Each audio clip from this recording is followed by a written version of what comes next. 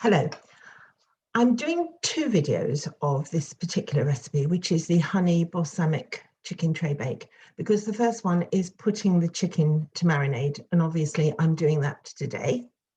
It's Saturday, I'm going to cook it on Sunday for our lunch. So you're going to see the two things going ahead, which I think is the easiest way of doing it. So I have one little video and one slightly longer video. So I'm going to move over to my other camera, whiz.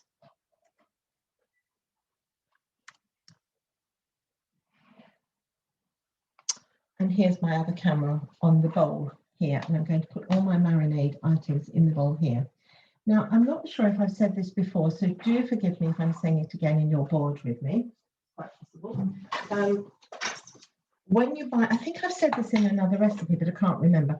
When you buy balsamic vinegar, it is worth buying an expensive bottle of balsamic vinegar. This bottle is £9 as opposed to just a couple of quid for another one. But you'll see when I pour it, you want 2 tablespoons. You'll see when I pour it, it's really, really thick and syrupy. It's absolutely gorgeous. The other one is fine, but it's not generally nearly so nice. You can use the other one up, or if you treat yourself to this, you could use half and half to make it go a bit further. It's just delicious. It is good enough to lick, which I've just done. So good balsamic vinegar is a good idea. Oh, and I've forgotten the honey. I'll have to go and get the honey. Hold on just a moment. Film crew has just appeared. Maybe he can get the honey for me. He's watching the football though. Maybe he can. Out for a walk. What, they out for a walk? They might win. They're losing, so it's going for a walk.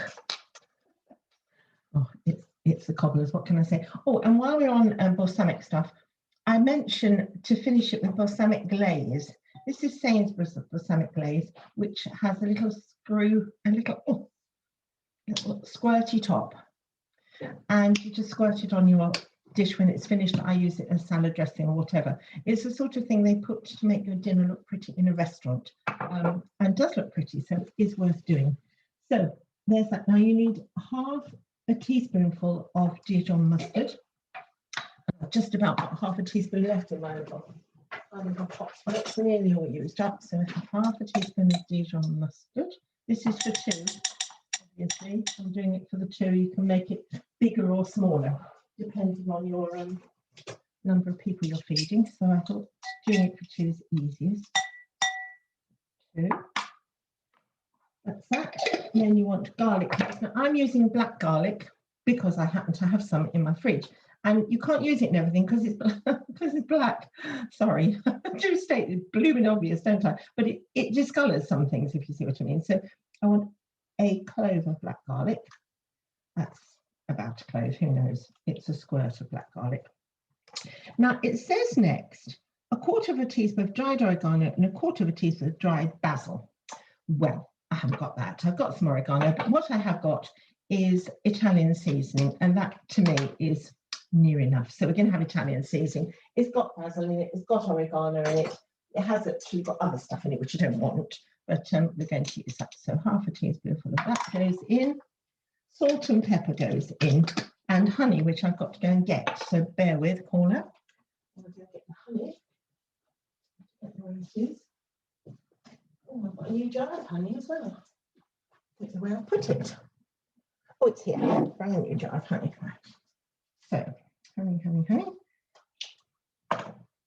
Brand new jar, look at that. What do we do? Going to have, now you see Bob's gone out. I won't be able to open it when living nuisance. Oh, I can't open it.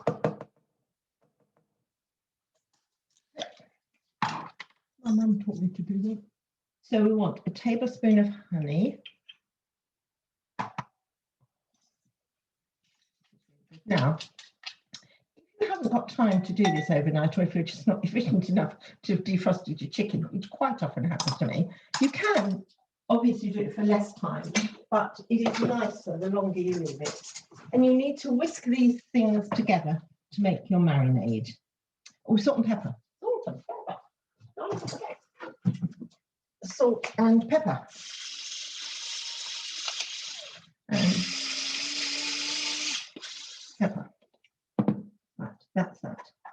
you whisk those together and you add the chicken fillets. Well, what I'm going to do is whisk these together and then put the chicken fillets in another container and pour this over them. Okay. Now, one of the things I've mentioned, which I think is really worth doing, is when you get your chicken fillets, you want to cut off any extraneous bits of skin and fat and things because they won't cook off. Mine look quite clean, actually. Now, what I do is I score them. Because if you score them, the marinade will go deep into the flesh and you'll get much more flavour. These are absolutely enormous. I don't know quite how big they were when I got that out of the freezer. That would be far too much meat for me, but anyway, I will have a bit of it. So you score these and then you put these in something. I'm going to put these into a casserole dish and then pour this over them for overnight, and then it'll be ready. You discard the marinade, so you don't need any more than you've got. I mean, you can make double, but you don't use it. You don't keep it as a sauce like you do for, you know, the chicken, that the salmon that we do. You can make more of it if you like the sauce, but this you don't keep the sauce. So don't think, oh, I'll make more of that because it tastes delicious.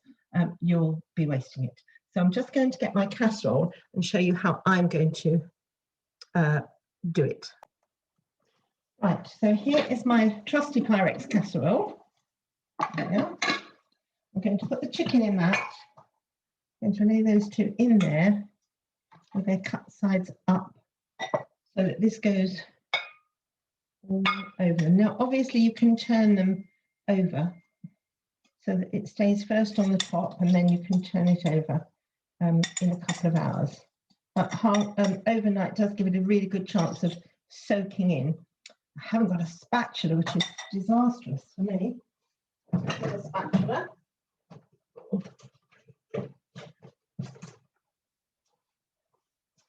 I've been baking all morning, actually. I made some bread, like I do most days. I used the Barton Today recipe for hot cross buns, which were well, they weren't a total disaster because we did eat them. Friends were here, and I said, if you're good, I'll give you a hot cross bun. If you're bad, I'll give you 2 hot cross buns. They were all right, but they just didn't taste like hot cross buns at all. In fact, Ian said, well, they taste like scones, and they really did. I'm a reasonably accomplished baker, and I followed the recipe to the letter. They really weren't very good. I'm desperately disappointed because I was getting all excited at my abilities to make hot cross buns, but apparently I don't have any. Right, there we are. So that's there resting in that, and I will leave it overnight. But as I say, what I will do a couple of times, I'll turn it and give it a chance for the other side to get going. Now, while we're talking here, before we actually start cooking the real recipe, which I'll do tomorrow, I'm just going to say that when you buy your potatoes to do this recipe, it really does mean little potatoes. If you buy them in a supermarket, they often do bags called baby potatoes, and you want the smallest ones you can get for this recipe. I like to go in white to pick me out the smallest potatoes. And she's picked these out. This is really the size I wanted, but you want them small. You said, I mean, I wouldn't use that if I could help it, because they just don't cook in time. The alternative is to have bigger ones and just blanch them for a few minutes before you carry on with the recipe. So that's just a little word of advice ready for tomorrow's recipe. So 225 grams. It does say baby potatoes, and that's why it means it, because they're not cooking for very, very long. And I did say in my recipe, I've got asparagus, but I have also got green beans. It says asparagus are all green beans, and I love them both. So what we're going to have is 100 grams of each, because why wouldn't you? If you like them both, have them both. Anyway, that's me for now, and I'll finish this. Well, I won't finish this recording. I'll do another recording tomorrow of the actual cooking. Okay, bye guys.